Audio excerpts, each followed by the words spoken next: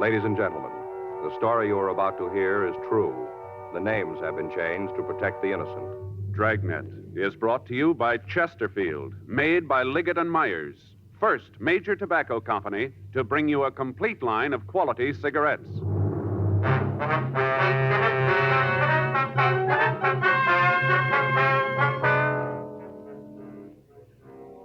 You're a detective sergeant. You're assigned to robbery detail. 2 masked gunmen have held up a bank in your city. The victims can't give you a lead to their identity. Your job, find them. Today, friends, you hear these 3 words everywhere. Chesterfield's for me. The Chesterfield you smoke today is the best cigarette ever made. Best for you, because Chesterfield gives you proof of highest quality, low nicotine.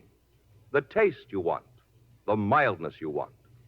Chesterfield is best for you because it's tested and approved by 30 years of scientific tobacco research. Chesterfield is best for you because it has an established good record with smokers, proven by test after test.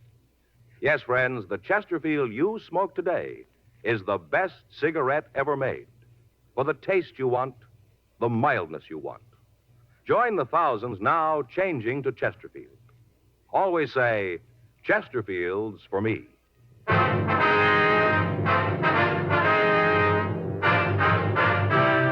Dragnet, the documented drama of an actual crime. For the next 30 minutes, in cooperation with the Los Angeles Police Department, you will travel step by step on the side of the law through an actual case transcribed from official police files. From beginning to end, from crime to punishment, Dragnet is the story of your police force in action. It was Tuesday, June 3rd. It was warm in Los Angeles. We were working the day watch out of robbery detail. My partner's Frank Smith. The boss is Chief of Detectives Thad Brown. My name's Friday. I was on my way back from the street, and it was 8:47 a.m. when I got to the rear of the bank, the manager's office. I'm not a young woman anymore. I can't take this kind of excitement. Yes, ma'am. You checked with them? Yeah, they got the broadcast out right away. It's a long shot if it pays off. Yeah, not much of a description, huh? Well, I hope you're not saying that for my benefit, young man. I gave you all I could. It was hard to see their faces with those scarves on. Maybe you could have done better, but I couldn't. We're not trying to say that you didn't do good, ma'am. We understand the handicap that you were under. I should hope so. Terrible thing. I'm not a young woman anymore. Yes, ma'am. Now, would you tell us just exactly what happened now, right from the beginning? You mean starting when I come in this morning? Yes, ma'am, that's right.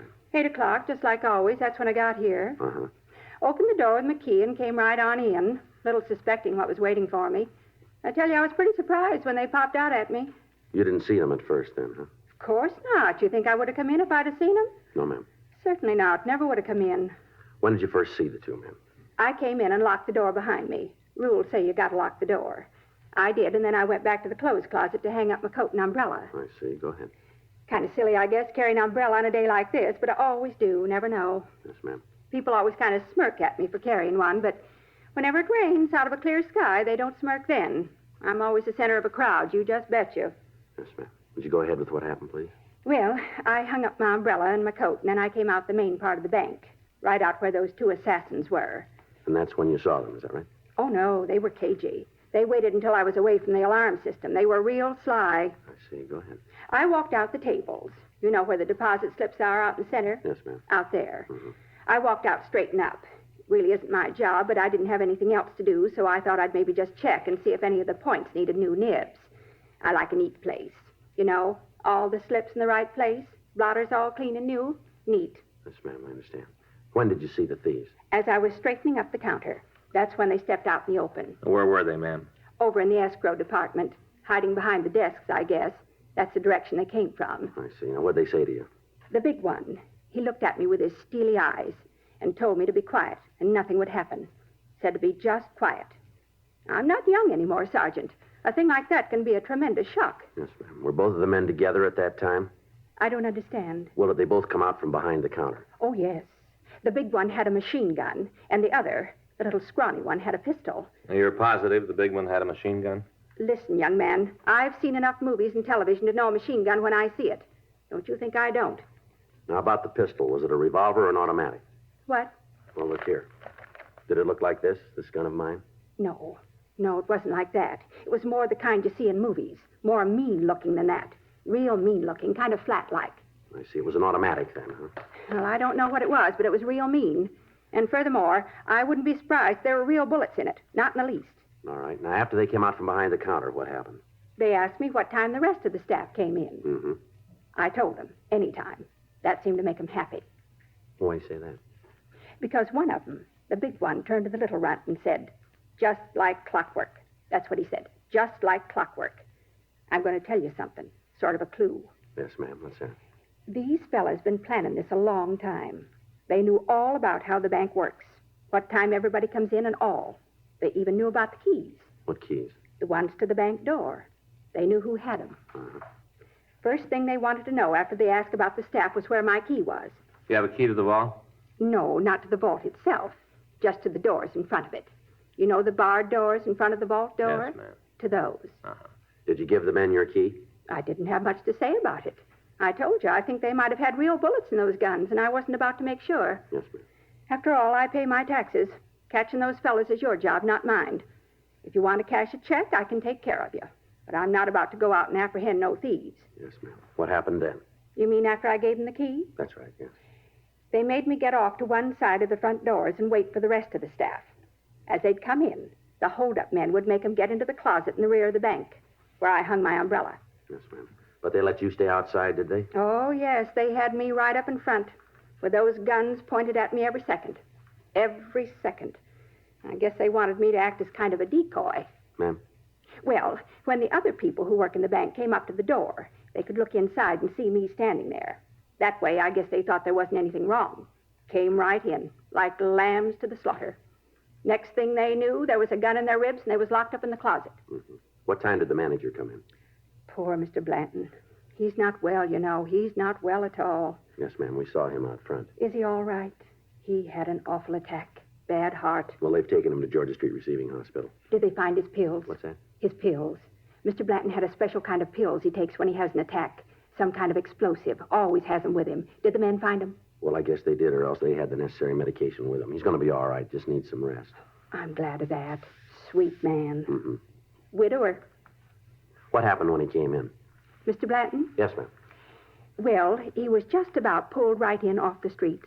He just got his key in the door, and they practically just yanked him right in. Right away, wanted his key to the vault door.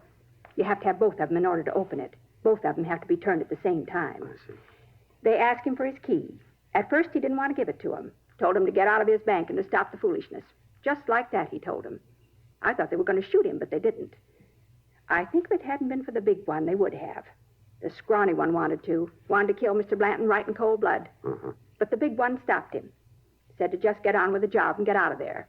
That's what he said, to get out of there. That's when Mr. Blanton passed out, cold, right on the floor. Attack. You want to go ahead? Well, I guess they just about had a fight between themselves over that. Oh, how do you mean? The big one really read the runt off. Told him he was stupid for making poor Mr. Blanton pass out. Said that now they'd have to wait for the combination of the safe. But I stopped that. How's that? I gave him the combination. You told him how to open the safe, did you? Certainly. With poor Mr. Blanton laying there on the floor, all I could think about was them getting out of there. That's all that was important. That's when they opened the safe, did they? Yeah. Went right over to Mr. Blanton and got his key out of his pocket and unlocked the door. By then, the lock had switched off, and they just opened up the vault and went in. Cleaned it right out. Just scooped up the money and put it in a black bag and left. First off, of course, they locked me up in the closet with the others, and then they left. Now, who turned in the alarm? I guess it was Mr. Blanton. He was laying on the floor where he'd fell. I guess he came to enough to get to the alarm system and turned it on. Must have been him. Wasn't anybody else who could have done it. Mm-hmm. During the time the men were in the bank, did you hear them use any names? I don't think I understand what you mean. Well, do they call each other by name at any time? Not that I heard. Is it important? Well, it'd help. I didn't hear him use any, but if worse comes to worse, I can do something about it. Yes, ma'am? I've got a couple for him.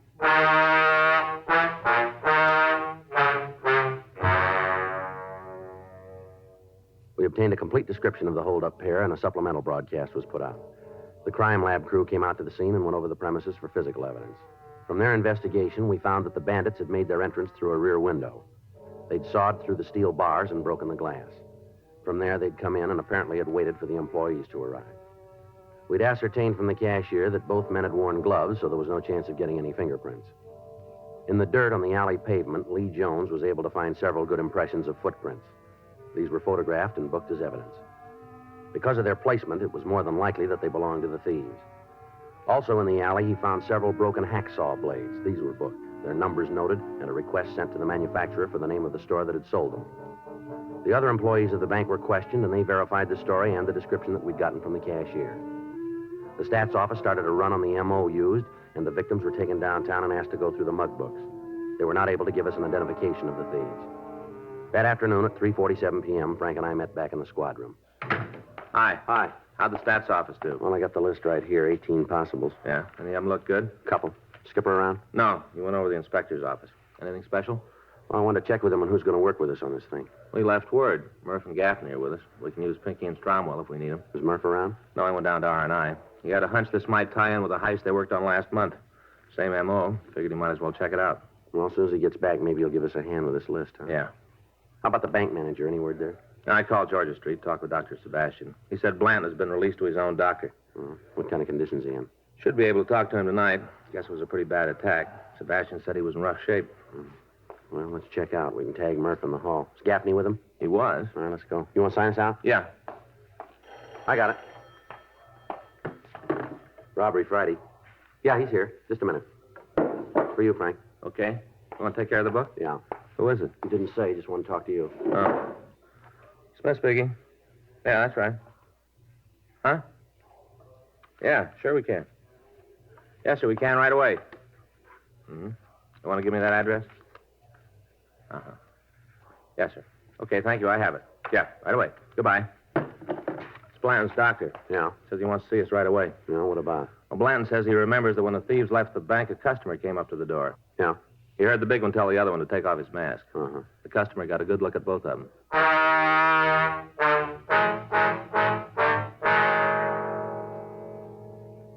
We left the office immediately and drove over to the bank manager's home. We talked with his doctor, and we obtained permission to ask a few questions. Blanton told us that as the two thieves had left the bank, a woman passerby had noticed the bank manager's keys still in the front door lock.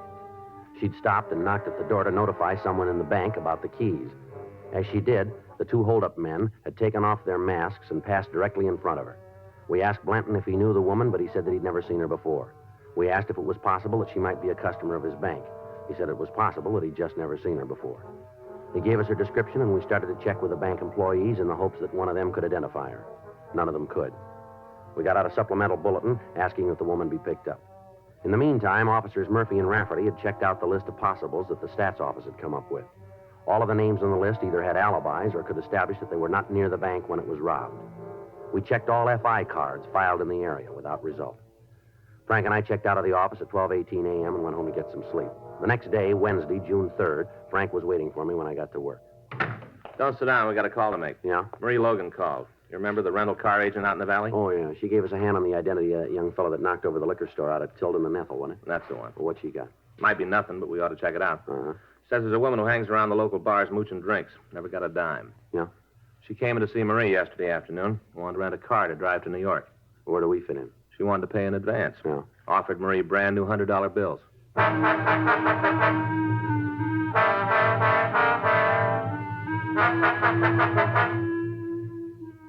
From the statement we'd gotten from the bank, we knew that in the $34,000 the thieves had taken, there were several $1,000s in $100 bills.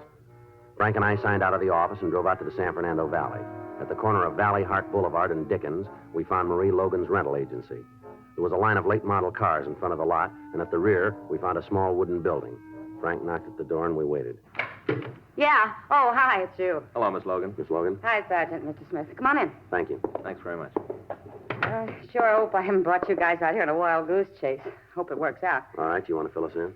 This woman, name's Betty Gallick, hangs around the bars in the neighborhood, spends her time cadging drinks. Real bum. Mm-hmm. Why do you figure we might be interested? A couple of times she's come in to rent a car just to use around town. First few times I was stuck. How do you mean? Checks.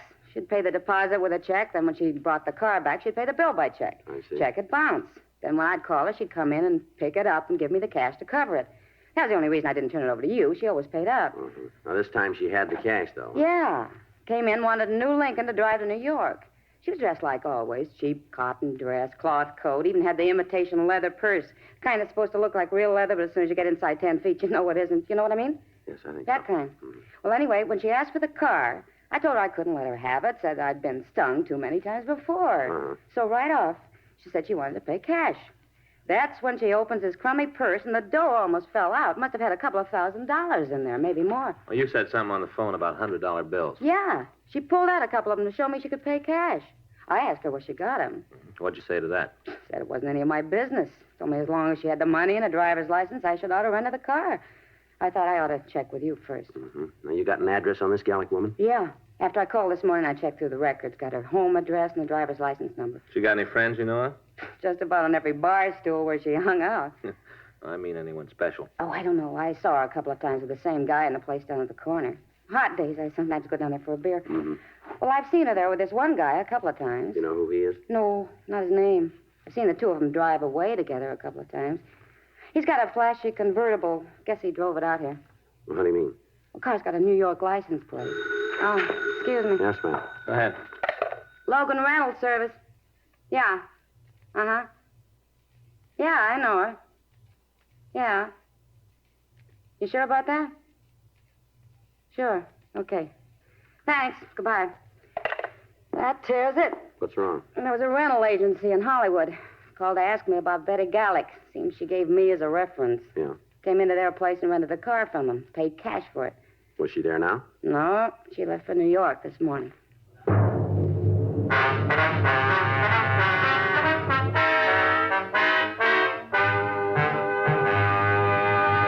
You are listening to Dragnet, the authentic story of your police force in action. One of the biggest comedy hits of the year.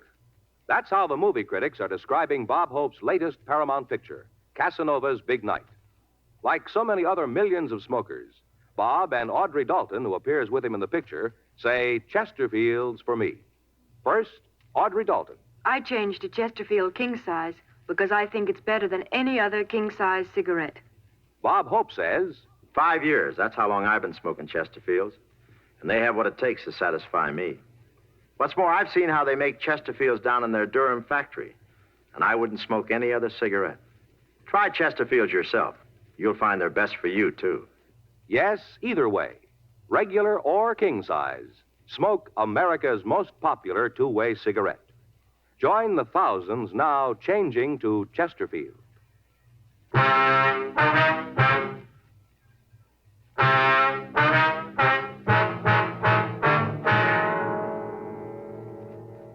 We contacted the rental agency that had leased the car to Betty Gallic. From them, we got a description of the car and the license number. We put out a local and an all-points bulletin on the vehicle. We got in touch with the New York authorities and asked them to be on the lookout for the car. We got the Gallic woman's address from the rental agency, and we checked out her house. We found nothing to give us any indication as to where she might have gone, but we did find a silk scarf similar to the one described by the victims as having been worn by the hold-up men. We checked with the neighbors, but none of them could tell us where Betty Gallic had gone. 2 days went by while we followed down every lead that turned up. The information from the crime lab was checked out, but it led us nowhere. The serial numbers on the hacksaw blades had come back, but when we talked to the store owner, he was unable to tell us who had bought them. Saturday at 12 noon, a meeting was held in the offices of Thad Brown. Members of the Federal Bureau of Investigation were there. They had agents working on the case, but they hadn't been able to come up with any more information than we'd gotten. 2:14 p.m. Frank and I got back to the office. The chief was your man. Well, do you blame him? We haven't got very much. Well, seems like every time we do get a lead worth anything, it goes to nothing. Yeah, well, it's got to end someplace. I got it. Robbery Friday. Yeah, We did? No, when? Yeah, right. No, I'll be right down to pick it up. Yeah, thanks. Bye. How's communications? They just got a wire from Chicago. Yeah. They picked up the Gallic woman.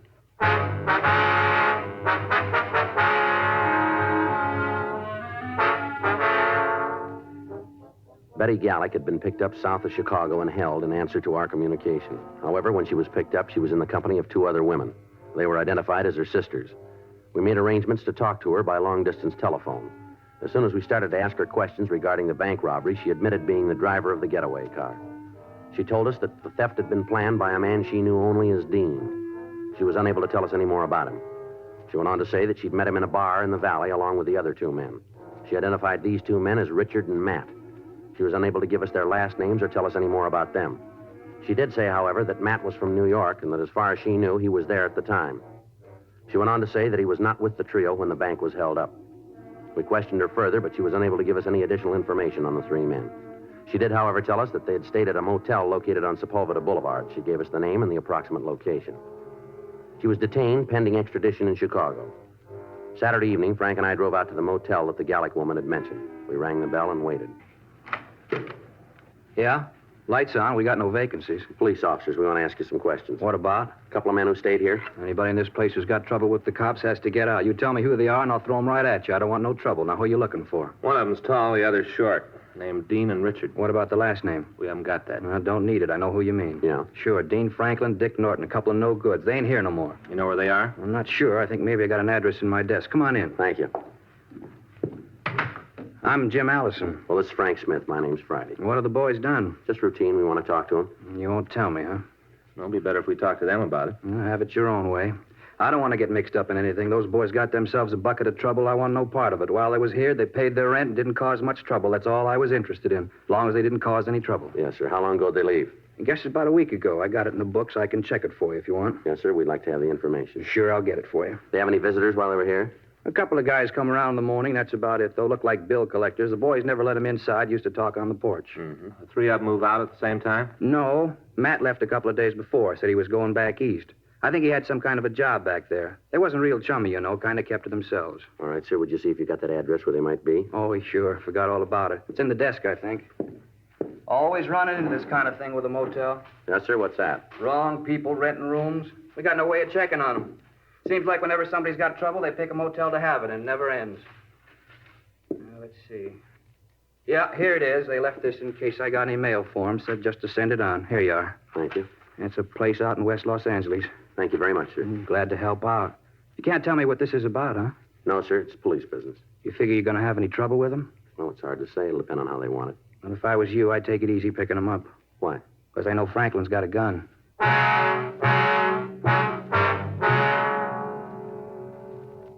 We obtained the license number and a description of the car that the suspects had driven. It was a late model convertible with New York license plates.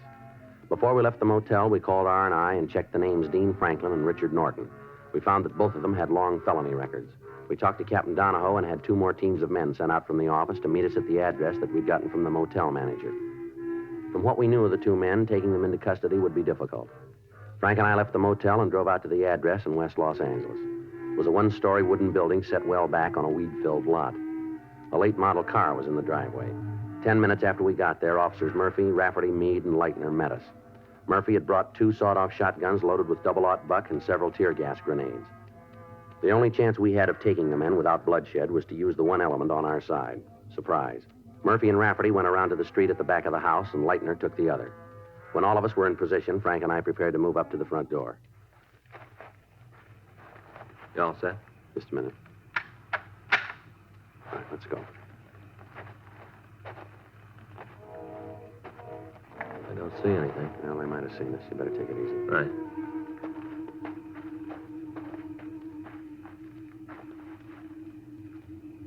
All right, let's make it for the porch. Yeah. Come on.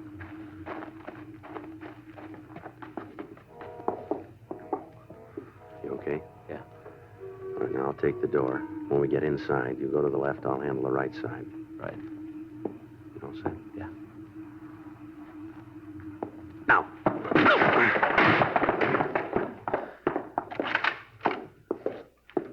How about it? Nothing. Place is empty.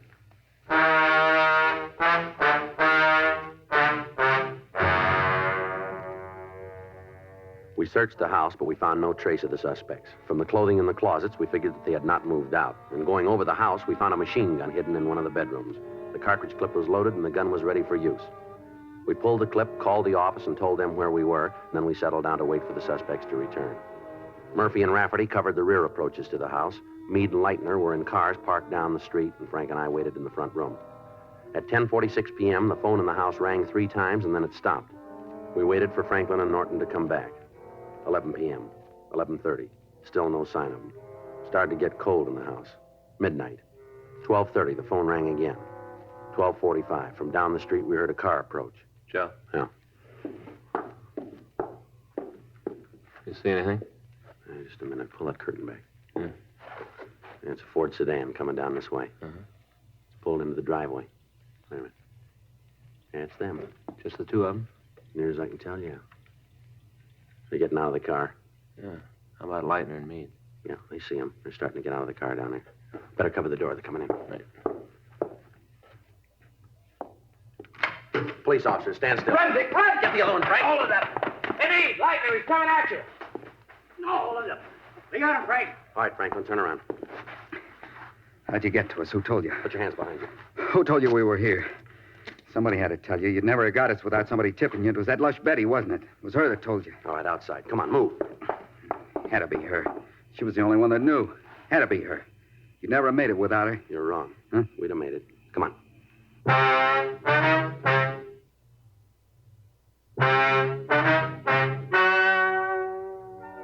The story you have just heard is true. The names were changed to protect the innocent. On November 14th, trial was held in Department 92, Superior Court of the State of California, in and for the County of Los Angeles. In a moment, the results of that trial. Now, here is our star, Jack Webb. Thank you, George Fenneman.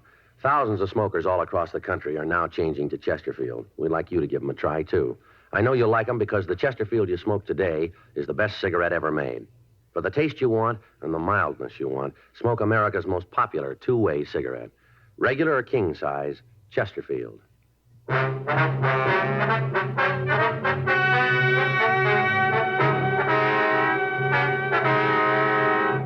Dean Roger Franklin, Richard Henry Norton, and Betty Elaine Gellick were tried and convicted of robbery in the first degree. Robbery in the first degree is punishable by imprisonment in the state penitentiary for a period of from 5 years to life. Further investigation showed that Matthew Arthur Ross had no part or knowledge of the crime.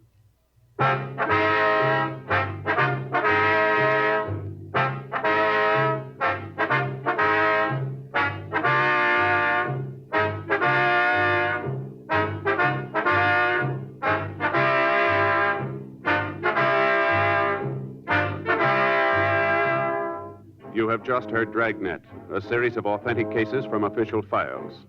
Technical advice comes from the Office of Chief of Police W.H. Parker, Los Angeles Police Department. Technical advisors, Captain Jack Donahoe, Sergeant Marty Wynn, Sergeant Vance Brasher. Heard tonight were Ben Alexander, Helen Klebe, Georgia Ellis, Vic Perrin. Script by John Robinson. Music by Walter Schumann. Hal Gibney speaking. Watch an entirely different Dragnet case history each week on your local NBC television station. Please check your newspapers for the day and time. Chesterfield has brought you Dragnet, transcribed from Los Angeles. Filter cigarette smokers, here is headline news. Nationwide demand for L&M filters drops price. Now you save up to 4 cents a pack, 40 cents a carton. Now everyone can afford America's highest quality and best filter tip cigarette. Remember, only L&M's have the miracle filter tip containing alpha cellulose. You get much more flavor, much less nicotine. Buy L&M filters, the distinctive monogram cigarette at the new low price. L&M filters.